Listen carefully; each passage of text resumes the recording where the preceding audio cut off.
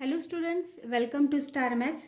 आज के वीडियो में हम स्टैंडर्ड 8 का लेसन एक्सपोनेंट्स एंड पावर्स ये देखने वाले हैं। इसमें हम डेफिनेशन, एग्जांपल्स और लॉज ऑफ एक्सपोनेंट्स ये सब सीखने वाले हैं। स्टार्ट करते हैं एक्सपोनेंट से। तो व्हाट इज एक्सपोनेंट्स? तो अगर हम कौन सा भी नंबर लेते हैं, फॉर एग्जांपल यहाँ पे मैंने एक रियल नंबर लिया 4। अब ये 4 अगर हमें मल्टीप्लिकेशन के फॉर्म में लिखना है मोर देन 1, मतलब हमें 4 मल्टीप्लाइड बाय 4 मल्टीप्लाइड बाय 4 ऐसे लिखा हमने, तो इसको हम अलग तरीके से भी लिख सकते हैं। मतलब कैसे? मतलब इस 4 को हमने 4 into 4 is equal to 4 to the power 3। मतलब ये 4 कितनी बार मल्टीप्लिकेशन में आया है? 1 2 3 टाइम्स मल्टीप्लिकेशन में है, तो 4 की पावर 3 ऐसे हम लिख सकते हैं। यहाँ पे अगर हम देखें, इस 4 को कहा जाता है बेस और ये 3 होती है एक्सपोनेंट। इस 3 को कहा जाता है एक्सपोनेंट और 4 को कहा जाता है बेस। तो हम पढ़ते वक्त कैसे पढ़ेंगे? 4 टू द पावर 3, मतलब 4 की पावर है 3। तो इस तरह से हम एक्सपोनेंट और बेस रीड कर सकते हैं। तो कौन सा भी नंबर अगर हमें मल्टीप्लिकेशन के फॉर्म में लिखना है, अगला एग्जांपल एक और देख लेते हैं। 5 multiplied by 5 multiplied by 5 multiplied by 5। तो कितनी बार आया है 5 मल्टीप्लिकेशन में? 1 2 3 4 टाइम्स आया है। तो हम यहाँ पे लिखेंगे 5 टू द पावर 4 और बेस है यहाँ पे 5 और पावर एक्सपोनेंट है 4। इस तरह से हम पावर्स को लिख सकते हैं, एक्सपोनेंट्स को लिख सकते हैं। ओके, तो ये हुई उसके एक्सप्लेनेशन, डेफिनेशन। अब इसके बाद है लॉज ऑफ एक्सपोनेंट्स। वो हम लॉज और उसके एग्जांपल्स ये भी देखने वाले हैं। तो फर्स्ट लॉ से स्टार्ट करते हैं। लॉज ऑफ एक्सपोनेंट्स में फर्स्ट लॉ है a to the power m multiplied by a to the power n is equal to the a to the power m plus n।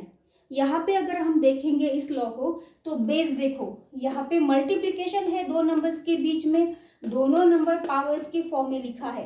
First number है a to the power m और second number है a to the power n। दोनों में multiplication है।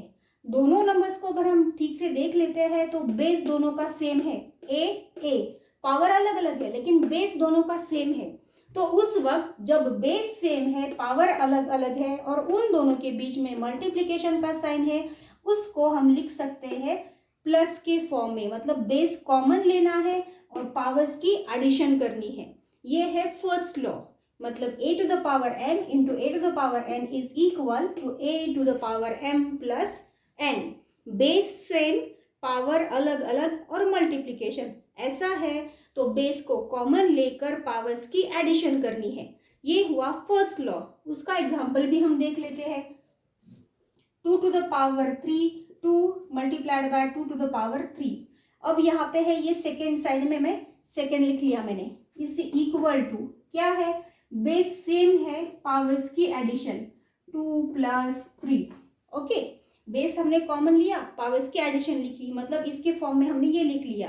अब check करते हैं सही आता है या नहीं। अब 2 की पावर 2 है, मतलब 2 का स्क्वायर है। मतलब ये क्या? 2 इंटू 2 स्क्वायर मतलब 2 मल्टीप्लाइड बाय 2। ओके, ये मल्टीप्लीकेशन का साइन। यहाँ पे 2 की पावर है 3, मतलब 3 टाइम्स 2 मल्टीप्लीकेशन में 2 मल्टीप्लाइड बाय 2 मल्टीप्लाइड बाय 2। तो इन दोनों को हमने लिख लिया। तो इनका मल्टीप्लिकेशन करके देख लेते हैं या फिर हम डायरेक्टली लिखते हैं। ओके, तो यहाँ पे हमने इससे पहले हमने क्या सीखा है? पावर को कैसे लिखना है, कितनी बार वो नंबर मल्टीप्लिकेशन में आया है वो काउंट करके उसकी पावर लिखनी है। यहाँ पे हमने 2 मल्टीप्लिकेशन में आया हर बार, तो 2 लिख लिया। कितनी बार आया है? 1 2 3 4 5। कितनी टाइम्स आया है? 2 5 टाइम्स। तो 2 टू द पावर 5 हमें मिल गया। और इस साइड में देखें तो क्या मिलता है हमें? 2 टू द पावर 2 प्लस 3 कितना होता है? 5। मतलब देखो लेफ्ट हैंड साइड और राइट हैंड साइड में देखो सेम आ गया, 2 to the power 5 2 to the power 5। तो इस तरह से हम फर्स्ट लॉ एक्सप्लेन कर सकते हैं। जब बेस सेम है और मल्टीप्लिकेशन है, उस वक्त पावर्स की एडिशन होती है। This is first law of laws of exponents. Second law देख लेते हैं। सेकेंड लॉ है a to the power m divide by a to the power n is equal to a to the power m minus n। अब यहाँ पे सिर्फ same है, लेकिन यहाँ पे मल्टीप्लीकेशन जो था उसकी जगह यहाँ पे आ गया है डिवीजन। यहाँ पे मल्टीप्लीकेशन था, बेस देखो दोनों का बेस सेम है, a पावर अलग अलग है लेकिन बेस सेम है। और मल्टीप्लीकेशन था फर्स्ट लॉ में, यहाँ पे आ गया डिवीजन। तो डिवीजन आ गया तो यहाँ पे भी चेंज जरूर होगा। तो यहाँ पे बेस कॉमन लिया है और पावर की जो भी एडिशन थी पहले फर्स्ट लॉ में, यहाँ पे पावर पावर के सब्ट्रैक्शन किया है। मतलब जब मल्टीप्लिकेशन है उस वक्त पावर्स की एडिशन, जब डिवीजन है तो पावर्स का सब्ट्रैक्शन। कब? जब बेस सेम है उस वक्त। ये है सेकेंड लॉ। उसका एक्सप्लेनेशन भी एग्जांपल्स के थ्रू देख लेते हैं। एग्जांपल लेते हैं 3 to the power 3 divide bye 3 to the power 2, ये लिख लिया हमने। अब ये हो गई left hand side, equal to क्या है, बेस कॉमन लेना है। बेस क्या है 3, पावर्स का सब्ट्रैक्शन 3 माइनस 2 कर लिया हमने, लिख लिया। अब हम एक्चुअल में लिख लेते हैं। अब यहाँ पे है 3 की पावर 3, मतलब 3 कितनी बार मल्टीप्लीकेशन में, 3 टाइम्स। पावर 3 है तो 3 टाइम्स मल्टीप्लीकेशन में, 3 मल्टीप्लाइड बाय 3 मल्टीप्लाइड बाय 3 लिख लिया। अब यहाँ पे डिवाइडेशन का साइन यहाँ का पहले हमने लिख लिया। आगे है 3 की पावर 2, मतलब 3 कितनी बार मल्टीप्लीकेशन में, 2 टाइम्स। तो 1 2 टाइम्स हमने 3 को मल्टीप्लीकेशन फॉर्म में लिख लिया। ओके, अब इसको सॉल्व करते हैं। अब ये डिवाइडेशन, ये तीनों मल्टीप्लीकेशन में है, ये दोनों मल्टीप्लीकेशन में है, बीच में है डिवीजन का साइन। तो डिवाइड को हम अपॉन में लिख सकते हैं। तो कैसे लिखेंगे, ये पूरी टर्म लिख लेते हैं, 3 मल्टीप्लाइड बाय 3 मल्टीप्लाइड बाय 3, ये टर्म लिख ली। डिवाइड की जगह हम ऐसा लिख सकते हैं, वही डिवाइड ही होता है, 3 मल्टीप्लाइड बाय 3। ऐसा क्यों लिख लिया हमने, सिंप्लीफाई इजीली कर सकते हैं। तो कैंसिल करते हैं, कैंसिलेशन से कैंसिल करते हैं, ये 3 गया, ये 3, ये 3, ये 3। ओके, क्या बचा अब हमारे पास, सिर्फ ऊपर एक 3 बचा। एक ही है मतलब उसकी पावर कितनी होगी, 1 ही होगी, एक है कि नहीं, डेफिनेटली 1 होगी। अब हमें लेफ्ट हैंड साइड में क्या मिला, 3 to the power 1 मिल गया। अब देखते हैं राइट हैंड साइड में हमें क्या मिलता है, 3 to the power subtraction 3 minus 2 1। देखो यहीं पे तुरंत आंसर मिलता है, इतना करने की जरूरत नहीं होती है। इसलिए ये लॉज बहुत आपको यूजफुल है एग्जाम्पल सॉल्विंग में। यहाँ पे हमें इतना सारा करना पड़ा तो हमें 3 की पावर 1 आंसर मिला। यहाँ पे सेकेंड स्टेप में ही आंसर आ गया। स्टेप में लिखना, कैंसलेशन, नथिंग, कुछ भी करने की जरूरत नहीं है। कुछ सेकेंड्स में ही आप इन लॉज का यूज करके एग्जाम्पल्स इजीली सॉल्व कर सकते हैं। This was about the second law. We are moving to the third law now. Third law क्या है, बहुत ईजी है, यहाँ पे सॉल्व करने की भी जरूरत नहीं है, सिर्फ आपको समझ के याद रखना है। लॉ है, third law is a to the power 0 is equal to 1। मतलब दिए गए कौन सा भी नंबर हो, कौन सा भी रियल नंबर हो, चाहे वो निगेटिव पॉजिटिव कौन सा भी नंबर हो, अगर बेस में दिया है और उसकी पावर 0 है तो उसकी वैल्यू 1 कंपल्सरी होती है। अब देखते हैं एग्जांपल्स के थ्रू। 3 की पावर 0 है तो उसकी वैल्यू आती है 1। 8 की पावर 0 है तो भी वैल्यू 1। 1000 की पावर अगर 0 है तो भी है वैल्यू 1। मतलब कौन सा भी बेस हो उसकी पावर अगर 0 लिखी है, 0 दी है, तो उस वक्त उस नंबर की वैल्यू 1 ही होती है। ये है थर्ड लॉ, बहुत इजी है, सिर्फ आपको समझकर याद रखना है। This was about the third law. Now we are moving to the next law, that is fourth law. Next is fourth law. Law is a to the power m bracket to the power n। देखो यहाँ पे क्या है, a base है, उसकी power m है, और जो भी आंसर आएगा, इसकी जो भी वैल्यू आएगी उसकी फिर से पावर है n। ये है आपका लेफ्ट हैंड साइड। उसका आंसर क्या आता है, a to the power m into n। मतलब बेस वही रखना है और पावर्स का मल्टीप्लीकेशन करना है। अभी तक हमने क्या देखा था, बेस डबल आया था, 2 बार आया था, लेकिन यहाँ पे एक ही बेस है लेकिन उसकी पावर 2 बार दिए है, अलग अलग पावर है। यहाँ पे a है, a की पावर m, और उस पूरे ब्रैकेट की फिर से पावर दी है 2। ऐसा अगर एग्जाम्पल में है तो उसका आपको जो भी बेस है वो कॉमन लेना है, वो तो एक ही है, सिंगल, वो लिखना है, और जो भी पावर है उनका करना है मल्टीप्लीकेशन। तो ये है आपका फोर्थ लॉ। उसका भी हम एग्जाम्पल सॉल्व करके देख लेते हैं कि कैसे उसको सॉल्व करना है और आंसर किस तरह से हमें इजीली मिल जाता है। तो एग्जाम्पल देख लेते हैं। For example 3 to the power 2 to the power 3। देखो ए की जगह मैंने लिया है 2, पावर है m है 2, n है 3, ओके। और इस साइड में हमें 3 मतलब कॉमन बेस जो भी एक ही बेस है वो लेना है और पावर्स की करनी है मल्टीप्लिकेशन। लिख लिया। अब इसको सॉल्व करके देख लेते हैं कि दोनों साइड इक्वल आते हैं या नहीं, ओके। अब 3 का पहले ये ब्रैकेट की जो पावर 3 है उसको एज इट इज रखते हैं।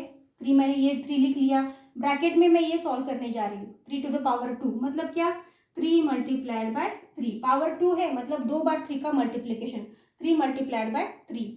अब उसकी ये भी जो भी आंसर आएगा उसकी पावर कितनी है, 3, मतलब ये टर्म 3 टाइम्स मल्टीप्लिकेशन में है कि नहीं, ये पावर है मतलब ये टर्म 3 टाइम्स मल्टीप्लिकेशन में। टर्म क्या है, 3 इंटू 3, तो ये कितनी बार लेना है, 3 टाइम्स लेना है, मतलब 3 इंटू 3 1 टाइम हो गया, मल्टीप्लाइड बाय 3 इंटू 3 2 टाइम हो गया, 3 इंटू 3 टाइम्स हो गया। ये 1 टर्म थी उसका 3 पावर था तो 3 टाइम्स मल्टीप्लिकेशन में यही टर्म लेनी थी, तो 3 into 3 multiplied by 3 into 3 multiplied by 3 into 3 times ले लिया।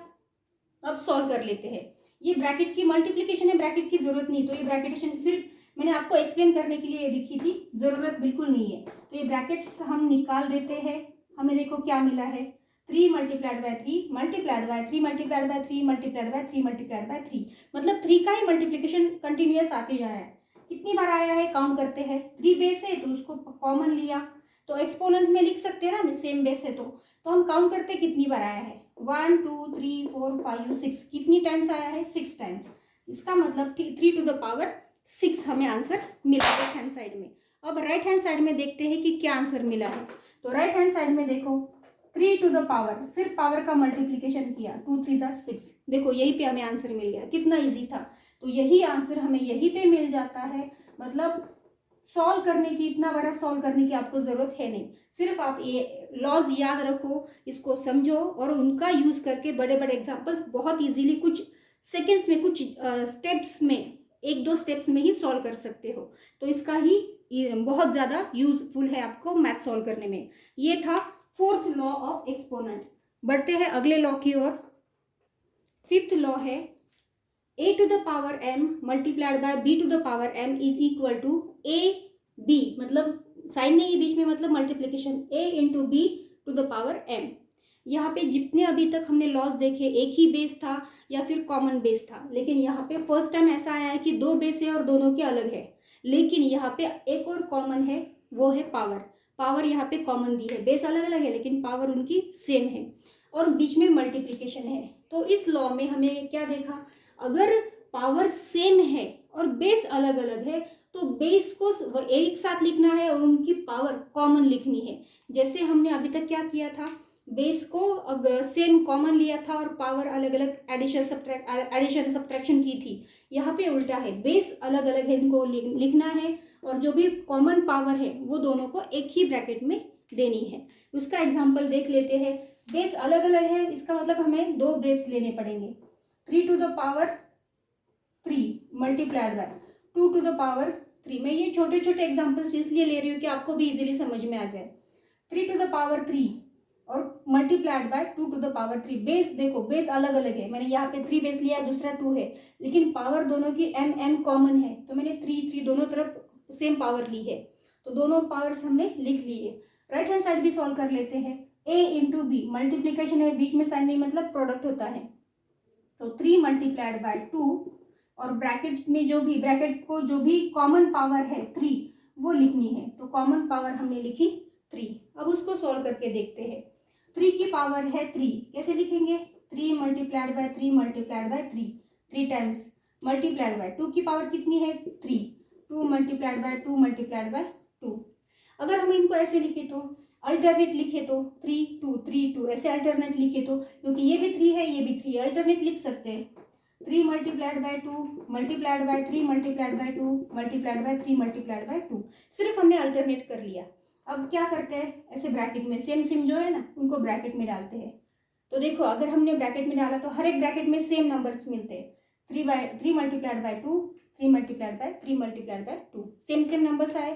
तो ये ब्रैकेट रिपीट हो रही है, कितनी बार रिपीट हुई है वो ब्रैकेट, कौन सी ब्रैकेट, 3 मल्टीप्लाइड बाय 2, ये ब्रैकेट कितनी बार रिपीट हुई है 1 2 3 टाइम्स रिपीट हुई है। तो देखो यही हमें आंसर मिला 3 multiplied by 2 to the power 6, 6 to the power 3। देखो सेम नंबर्स हमें मिले। इसका मतलब है अगर हमें बेस अलग अलग है लेकिन पावर उनकी सेम है, कॉमन है, तो हमें बेस का मल्टीप्लिकेशन करके जो भी सेम पावर है वो एक ही बार लिखनी है, कॉमन लेनी है। ये है फिफ्थ लॉ ऑफ एक्सपोनेंट। इसी तरह से डिवीजन के लिए भी सेम करना है, वो है सिक्स्थ लॉ, वो भी हम जल्दी से देख लेते हैं। अगला लॉ भी मैंने लिख लिया है, उसी के नीचे लिखा है क्योंकि आपको दोनों में क्या फर्क है और दोनों का रिलेशन कैसे है वो भी समझ में आ जाए। देखो सिक्स लॉ है a to the power m divide by b to the power m। यहाँ पे दो बेस अलग अलग थे, यहाँ पे भी है, यहाँ पे पावर कॉमन थी, यहाँ पे भी है, लेकिन यहाँ पे मल्टीप्लिकेशन था, यहाँ पे है डिवीजन, मतलब इतना ही चेंज है। यहाँ पे देखो सेम करना है, यहाँ पे सिर्फ मल्टीप्लिकेशन की जगह यहाँ पे डिवीजन था तो यहाँ पे भी डिवीजन करना है। मतलब बेस कॉमन, बस बेस अगर अलग अलग है तो उनका डिवीजन करना है और उनकी कॉमन पावर आपको एक ही बार लिखनी है। उसका भी एग्जांपल जल्दी से देख लेते हैं कैसे लिखना है। तो पहला है a to the power m b to the power divide by b to the power m, मतलब बेस अलग अलग लेनी है, पावर एक लेनी है। तो 3 to the power 3 divide by 2 to the power 3, पहले वाला एग्जाम्पल लेते हैं। अब इसको क्या करते हैं, हम पावर्स में लिख लेते हैं। 3 मल्टीप्लाइड बाय 3 मल्टीप्लाइड बाय 3, इसको लिख लिया, डिवाइड बाय 2 को भी लिख लेते हैं, 2 मल्टीप्लाइड बाय 2 मल्टीप्लाइड बाय 2। देखो लिख लिया। अब हम जैसे कि मैंने कहा अपॉन में लिखते हैं हम, ये डिवाइडेशन मतलब ही क्या, अपॉन। तो ऐसे लिख सकते हैं 3 multiplied by 3 multiplied by 3 whole divide by 2 multiplied by 2 multiplied by 2 लिख सकते हैं। इसी को अगर हमने ऐसे ब्रैकेट में डाला तो देखो सेम सेम नंबर्स आ रहे, 3/2 मल्टीप्लाइड बाय 3/2 मल्टीप्लाइड बाय 3/2 कितनी बार आया है, 1 2 3। इसका मतलब है 3/2 कितनी बार डिवाइडेशन में आया है, 3 टाइम्स। तो इसको हम लिख सकते हैं 3/2 टू द पावर 3। तो देखो यहाँ पे हमने इस रूल के अकॉर्डिंग वही लिखना है, a/b मतलब 3 डिवाइड बाय 2, और जो भी कॉमन पावर है 3 वो लिखनी है। देखो सेकेंड स्टेप में ही आपको आंसर सेम मिल जाता है। इसका मतलब है आपको इतना बड़ा सॉल्व करने की ज़रूरत नहीं है। तो ये लॉज ऑफ एक्सपोनेंट आपको बहुत यूजफुल है, आपके कौन से भी टाइप के एग्जाम्पल सॉल्व करने में बहुत हेल्पफुल रहेंगे। आपके स्टेप्स भी इतने करने नहीं होंगे और इजीली आप बड़े से बड़ा एग्जाम्पल भी सॉल्व कर सकते हैं। तो आज की वीडियो में हमने लॉज ऑफ एक्सपोनेंट्स पढ़ा, एक्सपोनेंट क्या है वो भी पढ़ा, और जो भी लॉज पढ़े उसके एग्जाम्पल्स के साथ एक्सप्लेनेशन भी देखा। This is for today's video. Thank you for watching this video.